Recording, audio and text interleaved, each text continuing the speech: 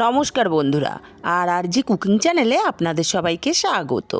আজকে নিয়ে হাজির হয়ে গেলাম মশলায় নতুন টুইস্ট এনে শীষ পালংয়ের একটা দুর্দান্ত রেসিপি নিয়ে। তো চলুন শুরু করা যাক। এখানে এক আটি শীষ পালং নিয়েছি, পালং শাকটা কেটে নেব। তারপর কড়াই গরম করে কড়াইতে পরিমাণ মতো তেল দিয়ে তেলটা গরম করে বেশ কিছুটা বিউলির ডালের বড়ি দিয়ে দিলাম। বড়িগুলোকে বেশ লাল লাল করে ভেজে নিয়েছি। বড়িগুলো এখন উঠিয়ে নেব। বড়িগুলো উঠিয়ে নিয়ে ওই তেলের মধ্যে একটা শুকনো লঙ্কা ফাটিয়ে দিলাম আর দিলাম হাফ চামচ পাঁচফোড়ন।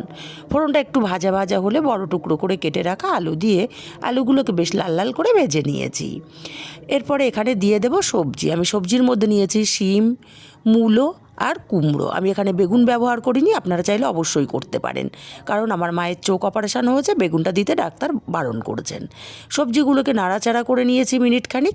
তারপর এখানে একটা কাঁচা টমেটো দিয়ে দিয়েছি ছোট টুকরো করে কেটে রাখা। সবজিগুলোকে আরও কিছুক্ষণ কষিয়ে নেব। সবজিগুলো কষানো হতে থাক, ততক্ষণে মশলা করে নেব। মিক্সচার জারের মধ্যে ঝাল অনুযায়ী কাঁচা লঙ্কা দিলাম, 1 ইঞ্চি আদা দিলাম, আর দেবো হাফ চামচ রাঁধুনি, আর দেবো এখানে 10-12টা গোলমরিচ। সব কিছু মিক্সচার জারটা ঘুরিয়ে গুঁড়ো করে নিয়ে অল্প জল দিয়ে মশলাটাকে মিহি পেস্ট রেডি করে নেব। আর এদিকে সবজিগুলো বেশ কিছুক্ষণ কষিয়ে নিয়েছি, বেশ ভাজা ভাজা হয়ে গেছে।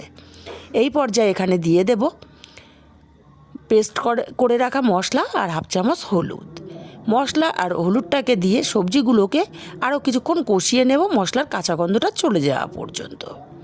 আরও মিনিট 2 সময় নিয়ে সবজিটাকে কষিয়ে নিয়েছি।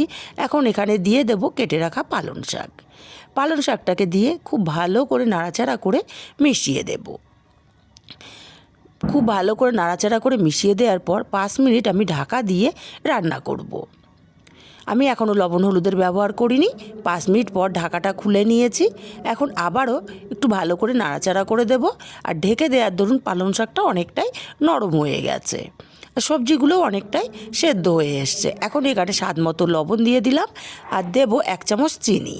আর যে বড়িগুলো ভেজে রেখেছিলাম তার থেকে কিছুটা আমি ভেঙে দিয়েছি, আর কিছুটা গোটা আছে, সেই বড়িগুলোকেও দিয়ে দিয়েছি। দিয়ে নাড়াচাড়া করে খুব ভালো করে মিশিয়ে দেব। তারপর সামান্য একটু জল দেব। এখানটায় মিক্সচার জারটা ধুয়ে আমি অল্প পরিমাণে জল এখানে দিয়ে দিলাম।